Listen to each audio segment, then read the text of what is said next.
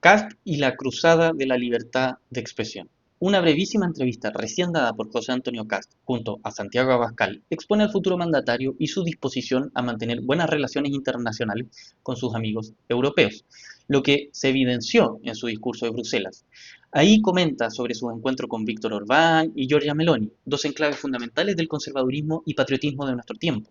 Además, señala que viajó de avión con Abascal, pero que la principal razón de su paseo europeo era el encuentro de Political Network for Values, organización que ya hemos nombrado en columnas anteriores. Sin embargo, esto no sería una gran novedad si no fuera por cómo Kast define esta institución. Una institución que lucha por la libertad de expresión, por la libertad de culto y para colocar a los padres al centro de la enseñanza de sus hijos. Todo bien entre comillas. Bajo estos parámetros, el futuro mandatario esclarece una redefinición de lo que entenderíamos por libertad de expresión, aun cuando sepamos que ha sido un concepto usado cínicamente en diversas oportunidades. Basta recordar al menos a Tomás McHale utilizándolo durante la Unidad Popular contra el gobierno de Allende, a María Corina Machado en contra del gobierno de Maduro, o bien al propio Mario Vargas Llosa criticando cualquier gobierno latinoamericano de tendencia izquierdista. En fin, militantes de esa libertad de expresión hay por doquier. Javier Milei y Agustín Laje, o la propia familia Kaiser Barents von Hohenhagen, son parte relevante de este campo. Por eso, cuando Kast habla de esta terminología, tenemos que desglosar los elementos que la acompañan para ser posicionada en su campo correspondiente.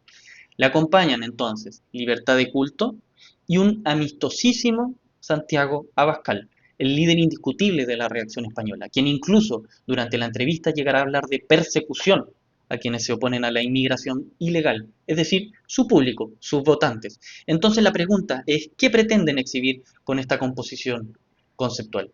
Primero, que Political Network for Values sería una organización simpática, tanto como Hazte Oír y Citizen Go y sus diferentes derivas transnacionales. En otros términos, que la oposición a la legislación sobre el aborto, la eutanasia y el matrimonio de las personas del mismo sexo, con sus consecuentes guerras mediáticas transfóbicas, homofóbicas y misógenas, serían una simpática batalla por la libertad de expresión, esa misma conceptualización que tantos estragos ha traído por nuestro continente.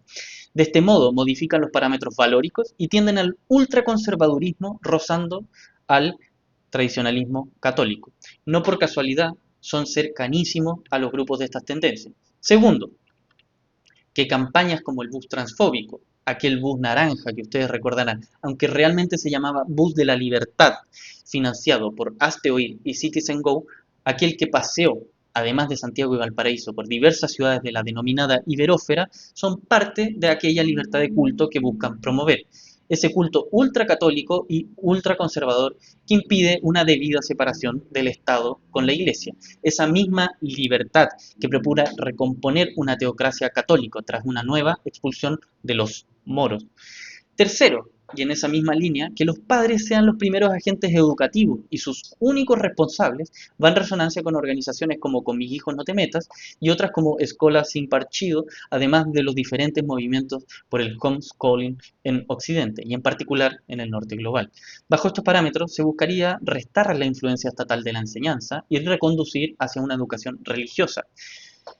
Lo anterior, tomando en consideración que estas agrupaciones se encuentran inmensamente influenciadas y muchísimamente lideradas por distintas iglesias evangélicas fundamentalistas. Cabe destacar que en realidad aquella libertad, sea de expresión, de enseñanza o de culto, lograría resignificar la propia noción y capturarla para el campo conservador. De manera similar, Santiago Abascal en la misma entrevista señalaba la importancia de la revolución del sentido común, algo muy en la línea de la última campaña presidencial del propio José Antonio Kast, como también de Javier Milei, Jair Bolsonaro e inclusive del mismísimo Donald Trump, entre otros tantos especímenes. Un sentido común que efectivamente viene siendo empujado hacia la derecha extrema, logrando reconstituir una generación cada vez más conservadora, tal como exhiben las distintas investigaciones de los últimos años en nuestro país, especialmente pensando en el público masculino. En breve, una fascistización del sentido común. En esta línea, el sentido común, como bien lo sabemos a partir de Antonio Gramsci, es disputado, construido y reconfigurado. Nunca es fijo, por lo que el llamamiento de Abascal es más bien para su recuperación. muy en la línea de la reconquista, como la actual campaña de Vox. Por ello, los temas que le aquejan a este conservadurismo contemporáneo, tales como la inseguridad y la inmigración, son realmente una disputa por la recatolización del mundo, de un catolicismo conservador que busca impedir las políticas de igualdad de género, que pretende deslegitimar todas las demandas de las diversidades sexuales y que demoniza al mundo no católico, el cual todavía no ha logrado ser reformado dentro del Vaticano, en caso que alguna vez se haya pretendido. En otras palabras, Political Network for Values, organización que fue presidida precisamente por el mismo Cast en los últimos años, y sus redes configuran una de las guerras ideológico-culturales contemporáneas. Claramente no son nada de simpáticas ni empáticas como buscan maquillar sus dirigentes. Muy por el contrario, promueven discursos de odio y están dispuestas a atacar a cualquier otra edad. En consecuencia, el paseo europeo de Cast sirve para exponer la cercanía de aquella reconquista católica con el futuro gobierno chileno. Es un elemento fundamental del horizonte de aquella teología política contrarrevolucionaria. Es decir, reconquistar el mundo occidental, reposicionar ese catolicismo conservador con tintes tradicionalistas en lo más posible, como hegemónico en nuestro continente, o bien como aquellos prefieren llamar en la iberósfera.